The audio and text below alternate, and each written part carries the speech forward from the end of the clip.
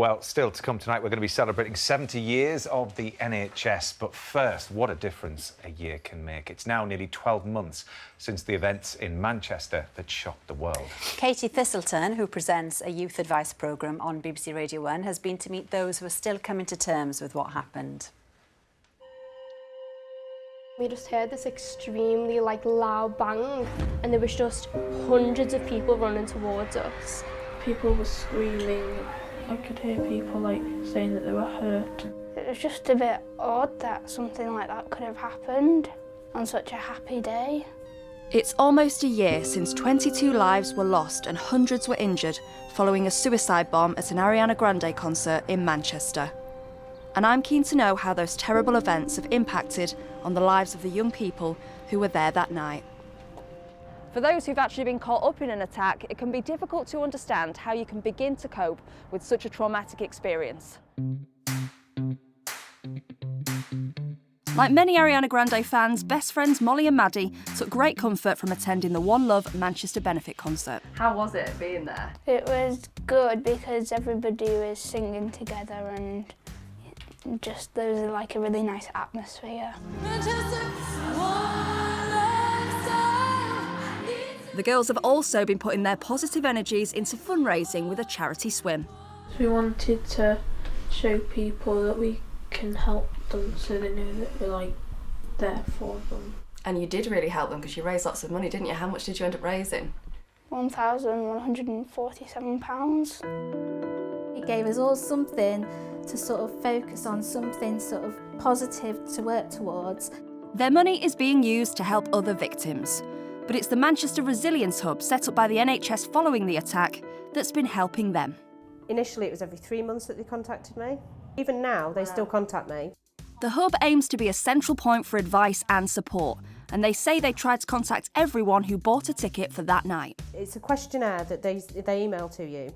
So for a young girl of Molly's age, she can sit in the peace of her room and answer these questions online, and then the person sort of analyses it and gets back to us. So It's quite good, really. Since the hub was set up, it's helped more than 3,000 people across the UK, including 11-year-old Ellie and her mum Rachel. There was a silence for what would have been a couple of seconds or something, and then there was just the screams, and I kept thinking if I can get her onto the floor then I can protect her, lie on top of her and basically play dead. We were both struggling. Ellie didn't go back to school immediately. She was in shock. I didn't want to go into any public space. I just wanted to stay home, didn't really want to do anything. We had concerts booked to go to, which we did try and go to, but ended up leaving after about 15 minutes. Alongside the help of the Resilience Hub, people who were struggling with their mental health were encouraged to see their GP or self-refer to other local support services. But that's where Rachel felt the support on offer fell short. She says she was told Ellie couldn't be properly assessed for PTSD until around 4 months after the event, and neither of them received any counselling until around 10 months after. It's really hard to get the help, and you feel like you're hitting your head against a brick wall, to be honest. Rachel says the family's move from Carlisle to Leeds added further complications to the process.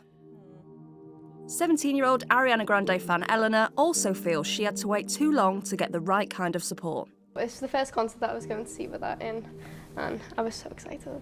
She travelled from Liverpool with her best friend Tom to see her idol. I knew something bad had happened. We started to run and people were falling down the stairs, and I seen a lot of things that I wish I hadn't. I basically just didn't want to leave the house. I was so scared. I used to wake up and I'd be crying, my nightmares were horrible. I just constantly think something bad's going to happen or I have a panic attack. Eleanor claims her case was lost in the system after she has to be transferred from the adolescent to the adult support service.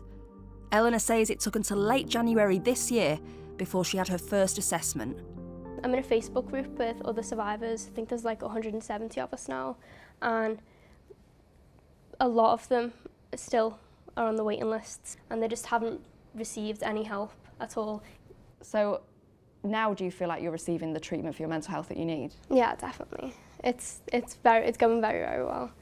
The events of that May evening in 2017 will continue to live in the hearts and minds of everyone who attended the concert. I feel guilty. I'm the person who bought these concert tickets. I really have struggled with panicky dreams. It's always about me protecting my children. People who weren't there don't really understand that. They don't get that it's hard to just get on with it because it's had a profound effect on our lives. Well, Katie joins us now. Good to see you, Katie. Lots of questions were raised in the film there about waiting times. So what do the NHS say in them? Well, for Rachel and Ellie, both trusts, so that's Cumbria Partnership and Leeds Community, have offered to talk to them directly about their experience. And in particular with the adult services offered in Leeds, they acknowledge that some people might fall through the gaps because it's only commissioned to deal with certain types of problems. And as for Eleanor, Alder Hay Children's NHS Trust wouldn't comment on any individual cases, but said that each case is classified as emergency, urgent or routine, and the waiting time varies dependent on the level of service that person needs. I see. OK. And as far as the NHS is concerned, what kind of treatment is out there to help? Well, there's different types of treatment. There's trauma-focused cognitive behavioural therapy, which is primarily a talking-based therapy. That can help with PTSD. But there's also something called exposure therapy, and that's when you'll sort of slowly introduce somebody into the type of situation that they're fearful of. So, for example, if it's crowds, you might start out in a cafe and then you might go to somewhere a little bit busier. And what really fascinated me is that the Manchester Resilience Hub are actually using virtual reality for that. So you can visualise the foyer in the Manchester Arena without actually going there and sort of do that in a controlled environment. Sit with an expert who yeah, can talk you through exactly, before then perhaps going on a quiet day. That might be the next step. Absolutely. But, you know, events like this affect people in many, many different ways, and for lots of people it'll be post-traumatic stress that happens, you know, now down the line, a year down the line.